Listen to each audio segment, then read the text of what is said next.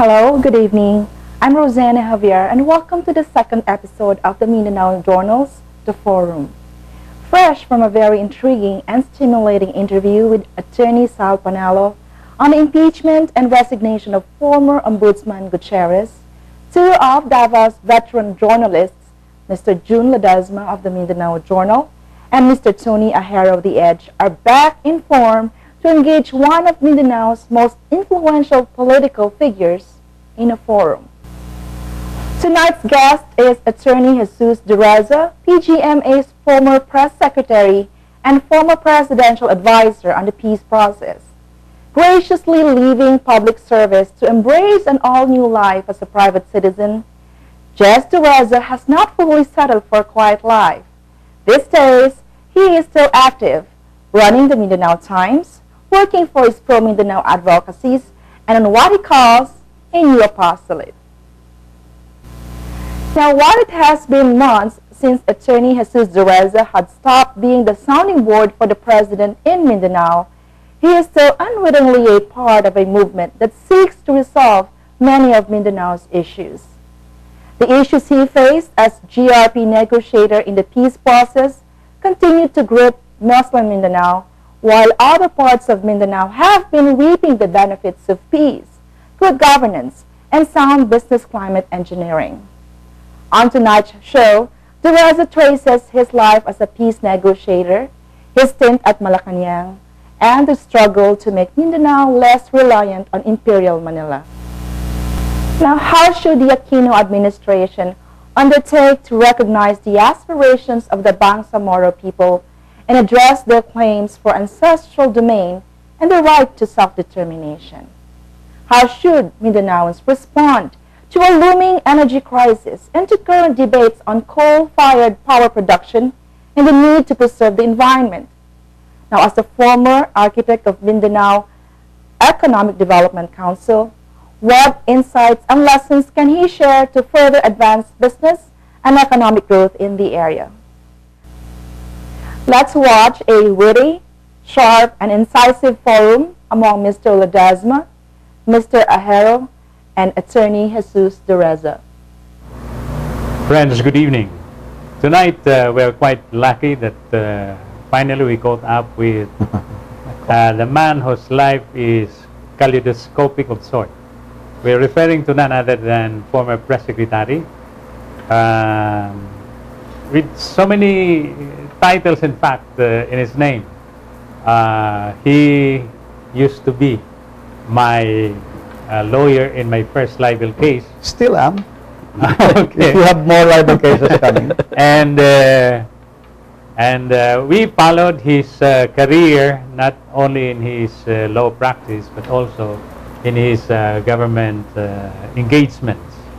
We're referring to none other than Attorney Jesus Jess Dureza. Before we start this interview, I also would want to introduce to you our colleague Tony Ahero, who is the editor-publisher of the only business newspaper in the Philippines, in Mindanao rather, The Edge. And Thank you, Parejun. This is, it will not betray our ages, no? Actually, it was by Jess who introduced me to television. We brainstormed before, so okay. yeah, that's how young we are. It's only some months ago, but don't worry. Our guest used to be, as most people know, used to be the presidential assistant for Mindanao. Then he became the chairman of the negotiating panel of the government, which is negotiating for peace with the MALF. And then chief of the office of the presidential assistant for peace process. Then he became press secretary, and from then on head of the legal department, and finally he came home and became the chairman of the Mindanao Economic Development Authority. If I'm not mistaken, he was also secretary of the Mindanao Development Authority for 2 days. A little bit more. Okay. We're now talking with citizen Jess Dureza. Jess, how is it with you in your Never had it so Prime good. time. Never had it so good. Okay. In fact, I was telling myself, bakit ngayon lang to? Di ba? Dapat noon pa. Seriously speaking, I had the rare privilege of serving in government in various capacities, and I think I gave it my best shot. No? And now I'm in the private sector. I'm giving it more of my best shot also. Enjoying it thoroughly, doing apostolic work, as you know, taking care of the apo. The apo. Apostolic work. I know that. And catching up on lost time with the family.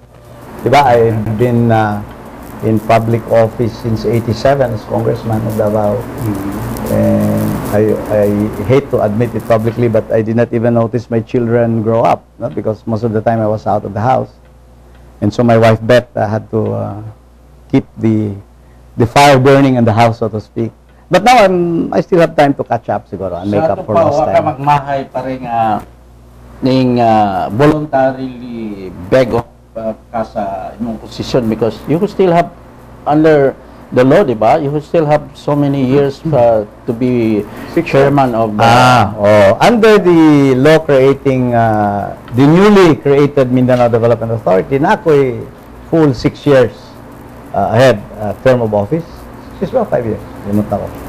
But I thought it is most appropriate that when there's a new president, and I was appointed by the former president, it might be, and I thought it was really proper that I put my title on the line and my position on the line and allow the president opportunity to choose my successor.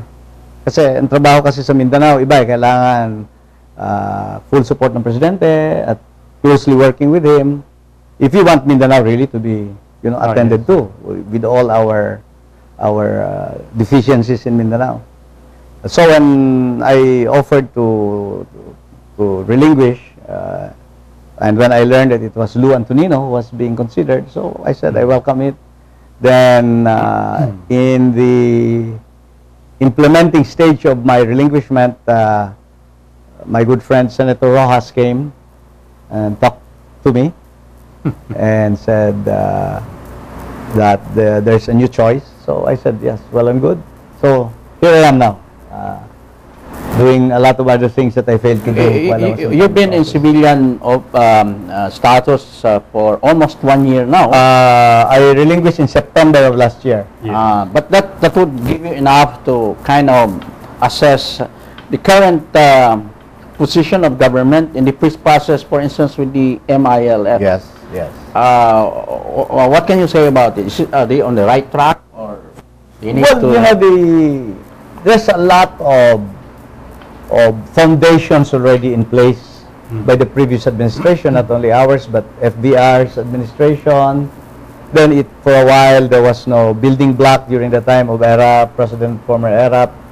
And then a lot of building blocks sa panahon ni former President GMA. And I was one of the key players at one time on that work. So the new administration under President Noy now has these building blocks on which they can build already further on the peace process.